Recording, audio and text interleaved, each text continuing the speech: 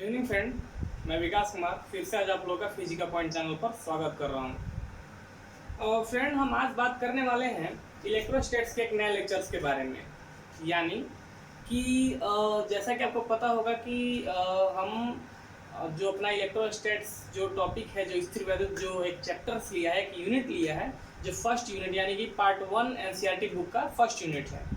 तो इसमें हमने अभी तक तो जितना भी कंडीशंस था वो सब देख लिया है। अभी हमारा आज का जो नया टॉपिक होने वाला होगा वो है कैपेसिटर संधारित्र। तो जैसे कि आपको पता होगा कि हमने पिछला वीडियो में आपको डाइपोल्स और इस पर एनर्जी, फिर उसके बाद हमने आपको इसमें डाइलेक्ट्रिक कांस्टेंट, उसके बाद जितना भी था कितने प्रकार के होते हैं, तो पोलर नॉन पोलर डाइलेक्ट्रिक्स के बारे में आपको बता दिया था। तो अगर वो वीडियो आप नहीं देखे हैं या फिर आप उसको देखना चाहते हो तो आपको डिस्क्रिप्शन बॉक्स में उसका लिंक मिल जाएगा और आप उसको वहाँ पर जाकर आसानी से देख सकते हो। तो जैसा कि आपको पता है कि हमारा आज का टॉपिक है कैपेसिटर, यानी कि हिंदी में बोलेंगे तो संधारित्र। अब ये है क्या चीज़, पहले हम ये देखेंगे कि कैपेसिटर जो इस पर लिखा हुआ है ये है क्या चीज़, संधारित्र ये क्या है। तो आपको बता दें कि कैपेसिटर एक ऐसा डिवाइस है, कैपेसिटर एक ऐसा यंत्र होता है जो अधिक से अधिक चार्ज को स्टोर करता है। अधिक से अधिक चार्ज को स्टोर करता है मतलब कि अधिक से अधिक आवेश को अपने अंदर इकट्ठा करके जमा करता है। तो ये किसी भी शेप का हो सकता है, आप बोलोगे तो सिलिंड्रिकल भी हो सकता है, एक प्लेट के जैसा भी हो सकता है, स्फेरिकल भी हो सकता है यानी बेलनाकार भी होगा, उसके बाद समानांतर प्लेट के जैसा भी हो सकता है और गोलीय भी हो सकता है। तो ये अलग अलग आकार में होते हैं, अलग अलग शेप में होता है, जिसका काम होता है अधिक से अधिक चार्ज को अपने अंदर स्टोर करना, यानी कि अधिक से अधिक आवेश को जमा करना। हम बात बता दें आपको एक चीज़ कि कैपेसिटर्स को जनरली अगर हम बात कर ले तो अधिकांश सब लोग जानते हैं, क्योंकि इसका जो कमर्शियल लैंग्वेज है, जो मतलब हमारे डेली लाइफ में जो इसका नाम है ना, उसको हम लोग बोलते हैं कंडेंसर। जी, इसका नाम है कंडेंसर। तो आप सब लोग इसके बारे में जानते हो, ये पंखा में यूज होता है। लेकिन बात हम करेंगे पंखा में इसका काम क्या होता है, ये क्या मतलब कि करता है, इसका वर्क, इसके पूरा प्रॉपर्टीज का फंक्शन, ये सब के बारे में हम पढ़ेंगे। तो बेसिकली एक कैपेसिटर्स जो अगर हम बात कर रहे हैं सिलिंड्रिकल कैपेसिटर्स का, तो अगर हम इसका शेप बनाए तो कुछ ऐसा होगा। आप इसको कुछ ऐसे देखे होंगे, ये यानी कि आपको ये कुछ ऐसा दिखा होगा, ठीक है। और इसमें क्या होता है कि दो ठो वायर होता है, जो आप जाकर खरीदते हो, ये दो ठो वायर होता है। तो ये इस तरह का, ये हो गया आपका कैपेसिटर, जिसको हिंदी में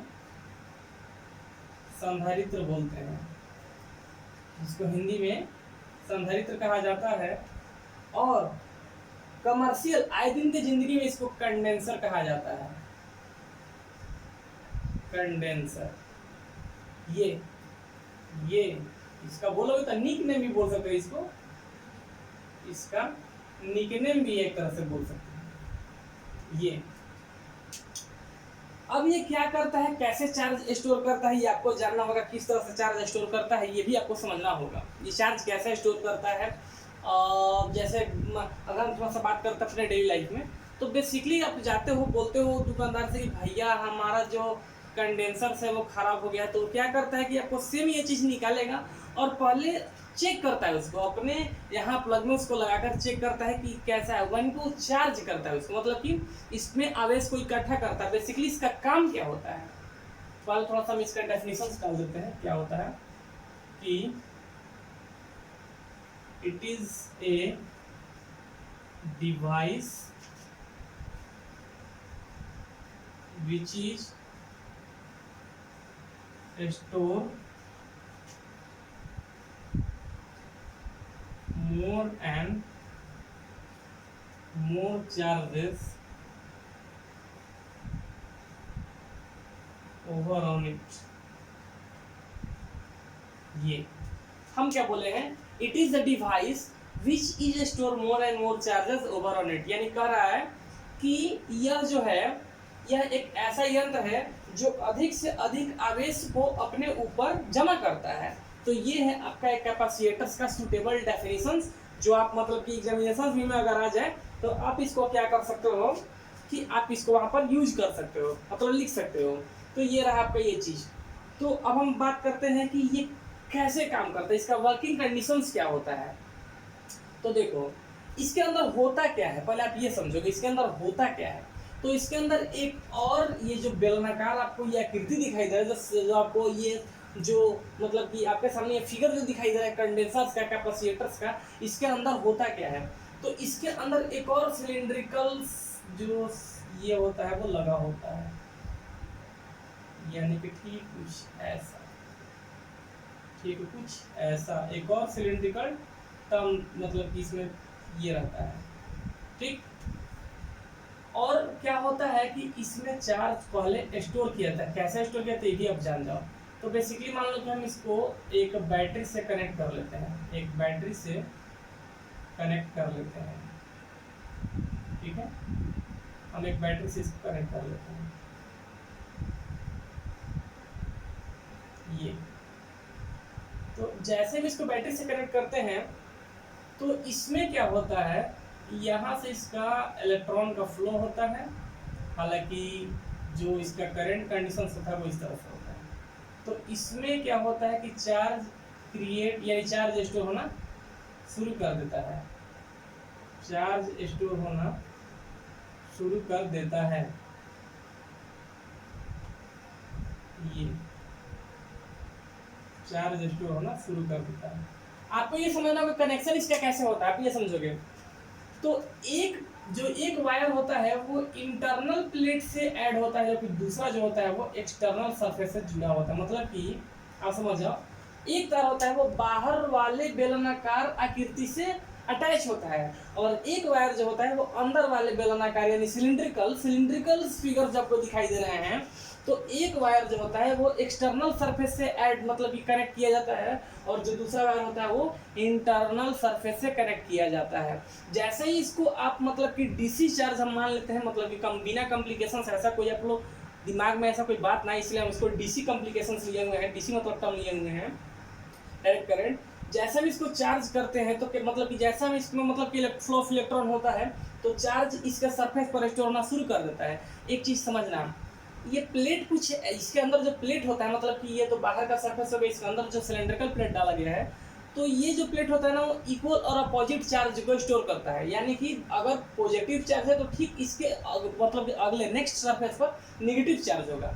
तो ये दोनों मिलाकर इक्वल चार्ज को स्टोर करते हैं, दोनों मिलाकर इक्वल चार्ज को स्टोर करते हैं। तो इस तरह से क्या होता है कि यह एक ऐसा डिवाइस होता है जो अधिक से अधिक चार्ज को अपने ऊपर स्टोर करता है। तो ये तो आपको बात समझ में आ गया। अब बेसिकली एक चीज समझो, फंक्शंस। ये तो हो गया इसका स्ट्रक्चर। ये हम अगर बात कर ले तो ये हमारा हुआ स्ट्रक्चर, ये तो संरचना हुआ। ये हम जो हुआ हम संरचना लिख दिए, ठीक है। ये तो इसका स्ट्रक्चर दिखाई दे रहा है आपको। ये अब हम जरा बात कर लेते हैं फंक्शंस का। ये फंक्शंस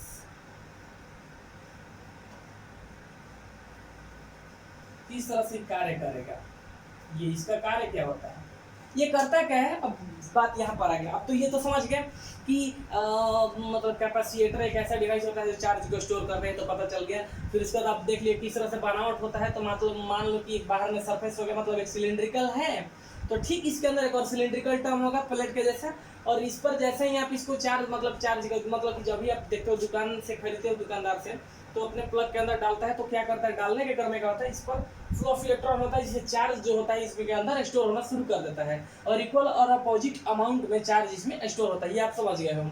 तो ये तो रहा इसका स्ट्रक्चर, ये जान गया। फंक्शंस बारे बात करते हैं, ये काम क्या करता है। इसको फैन में लगाने पर ये फैन में करता क्या है, क्या फैन डायरेक्ट करंट से नहीं चलेगा, बिल्कुल।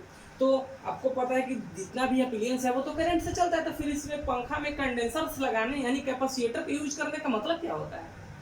तो आप जरा एक बात को समझना, पंखा में फैन में कैपेसिटर क्या करता है कि टॉर्क जनरेट करता है, फर्स्ट टॉर्क। ये it generate the first torque, मतलब टाउ फर्स्ट। ये क्या लिख दिए आपको समझना होगा। It generates the first torque, यानी कहने का मतलब होता है कि देखो, मान लो कि आपके यहाँ पंखा कोई खराब हो गया, पंखा चल नहीं रहा, तो आप क्या करते हो कि फैन को बाहर से क्या करते हो, उसको एक बार घुमाते हो फैन को। जैसे मान लो कि फैन है, नहीं चल रहा है, मतलब चल नहीं रहा है, तो क्या करते हो कि आप उसको अपने से उसके डायना को क्या करते हो, जो उसका जो विंग है उसको एक बार एक्सटर्नल डंडा लकड़ी जो भी है हाथ से उसको अपना चाहते हो, तो फिर क्या होता है वो चलना शुरू कर देता है।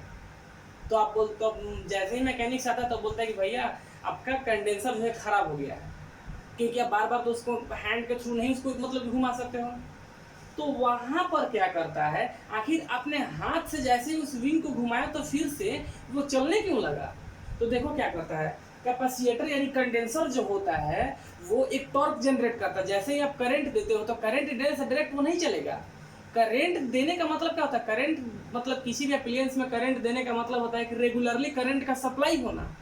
तो पंखा में रेगुलरली करंट का सप्लाई हो या ना हो, उसका कोई मतलब नहीं है। वो पहले आपको उसके पंखे के अंदर जो डायना है उसको घुमाने के लिए एक टॉर्क देना पड़ेगा। टॉर्क का मतलब होता है एक एंगुलर फोर्स देना होगा, कोणीय बल मतलब उसमें प्रदान करना होगा।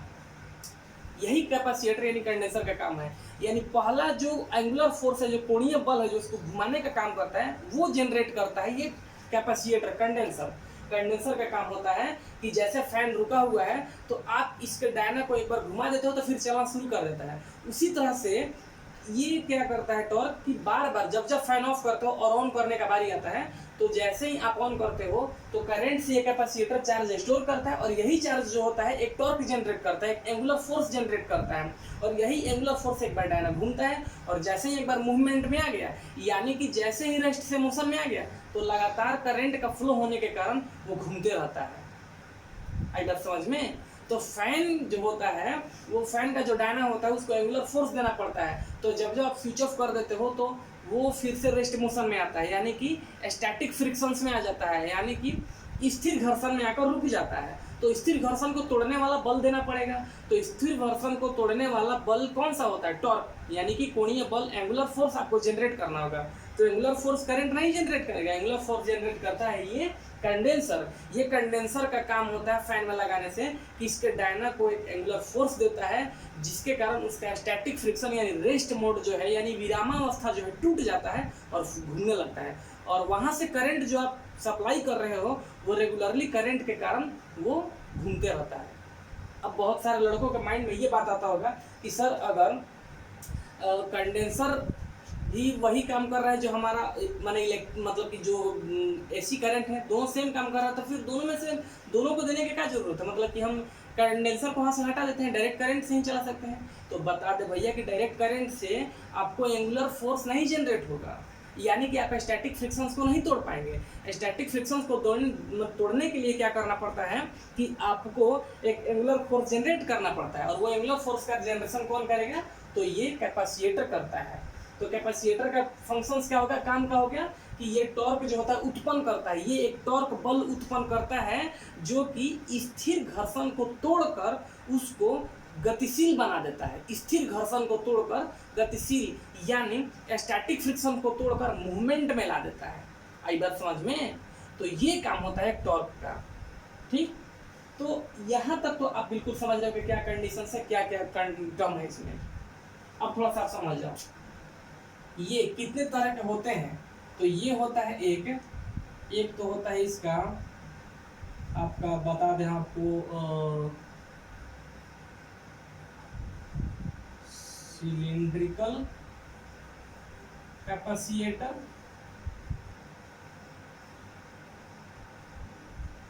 दूसरा होता है पैरेलल प्लेट कैपेसिटर, और तीसरा होता है स्फेरिकल, तीसरा होता है स्फेरिकल कैपेसिटर। तो ये कैपेसिटर जो होते हैं तीन तरह के होते हैं। Cylindrical capacitor, parallel plate capacitor और स्फेरिकल कैपेसिटर। तो ये 3 तरह के होते हैं, मतलब एक जो होगा बेलनाकार संधारित्र, दूसरा समानांतर प्लेट संधारित्र और तीसरा गोलीय संधारित्र होता है। फिर से आप सुन लो हिंदी वाले, एक होता है बेलनाकार संधारित्र, दूसरा होता है समानांतर प्लेट संधारित्र बोलते हैं और तीसरा होता है गोलीय संधारित्र। तो ये तीनों जो होते हैं इस शेप में एक मतलब कि कंडेंसर एक संधारित्र मिल सकता है, इस 3 आकार में, इन तीनों आकार में आता है। आई बात समझ में? तो ये तो रहा प्रकार और फंक्शंस और इसका संरचना, बनावट और ये डेफिनेशंस। अब हम थोड़ा सा आगे बात करते हैं। आगे बात करते हैं हम इसका क्षमता के बारे में बात करेंगे, इसकी धारिता, इसकी कैपेसिटी कितनी होती है, मतलब एक कंडेंसर का कैपेसिटी क्या हो सकता है। ठीक है, एक कंडेंसर का कैपेसिटी क्या हो सकता है, इस पर जरा हम जिक्र कर लेते हैं। तो आप जरा देखोगे,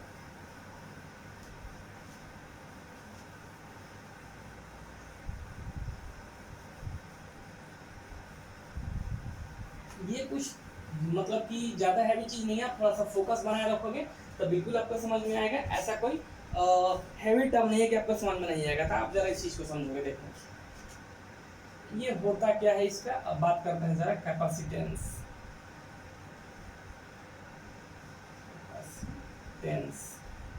यानी इसको हिंदी में बोलते हैं धारिता। धारिता यानी अगर यूं कहें तो ये क्या है, संधारित्र की क्षमता।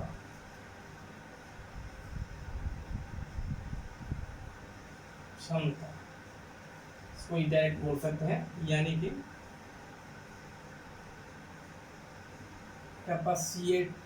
Capacity to store of charge. ये कैपेसिटेंस मतलब क्या होता है कि आवेश को जमा करने के क्षमता को बोलते हैं धारिता, यानी कि चार्ज स्टोर करने के कैपेसिटी को बोलते हैं कैपेसिटेंस। ध्यान रखना, चार्ज को स्टोर करने की कैपेसिटी को बोलते हैं कैपेसिटेंस। ये तो हो गया एक नॉर्मल सा, लेकिन ये होता क्या है तो आप जरा समझोगे। जैसे मान लो कि हम एक स्फेरिकल ले लेते हैं, यानी गोलीय संधारित्र। आपको पता है कि हमेशा प्लेट के जैसा, यानी कि डबल प्लेट, डबल तरह का, एक बाहर का सतह होता है, एक अंदर का, यानी कि एक एक्सटर्नल सरफेस होता है तो एक इंटरनल सरफेस। जैसे कि आपने सिलेंड्रिकल में देखा तो इसमें भी आपको बनाना पड़ेगा ये इस तरह का। तो मान लो कि इसमें आप चार्ज दे रहे हो Q, पॉजिटिव पॉजिटिव पॉजिटिव, इस तरह से आप चार्ज को दे रहे हो। तो इसका निगेटिव भी होगा ना, क्योंकि सेम क्वांटिटी में चार्ज को स्टोर करता है ये। अब इसके बाद इसमें इसका जो वोल्ट जो होगा ना, वोल्ट V, तो इसका कैपेसिटेंस होता है C बराबर Q/V। ये इसका कैपेसिटेंस को हम C से इंडिकेट करते हैं, कैपेसिटेंस को C से इंडिकेट करते हैं। तो क्या हो गया, C बराबर Q/V। तो यहाँ से अब इसका एक प्रॉपर डेफिनेशन आप एग्जामिनेशन के व्यू से निकाल सकते हो। ये तो आपको जीवन पर रखने के लिए हम एक नॉर्मल सा टर्म बता दिए। तो ये क्या होगा, कैपेसिटेंस होता है, तो होता है P number of charge store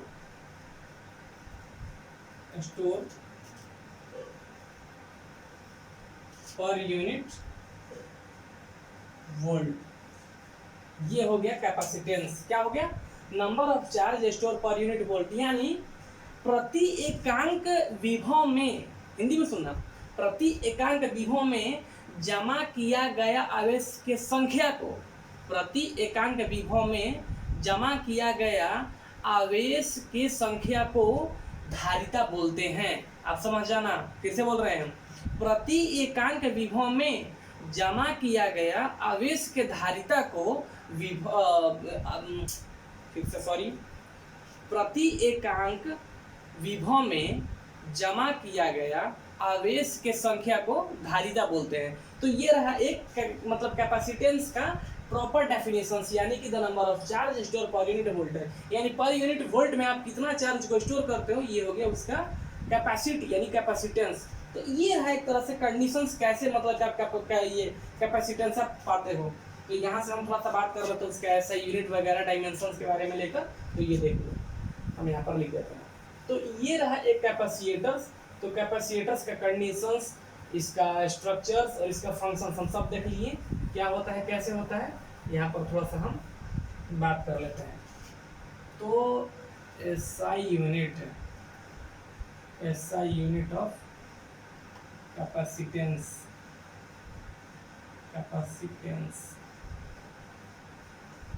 यानी धारिता का SI मात्रक। तो SI मात्रक कितना होगा आप यहाँ से निकालो ना भाई। देखो SI मात्रक निकालने का तरीका फॉर्मूला से भी SI मात्रक निकाल सकते हो। तो ये रहा Q यानी चार्ज का SI मात्रक क्या होता है कूलम, और वोल्टेज का क्या होता है वो ही होता है वोल्ट।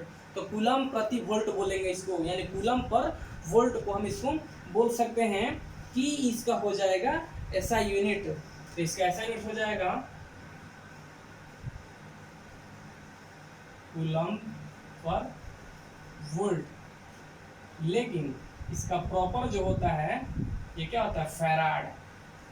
इसको हम बोलते हैं फैराड इसको बोलते हैं,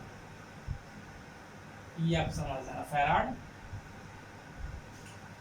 तो ये रहा कंडीशंस फैराड का। और दूसरी बात ये क्या होता है कि इसका डायमेंशंस यानी बीमा, डायमेंशंस यानी होता है बीमा। तो इसका बीमा होता है MLT M इनवर्स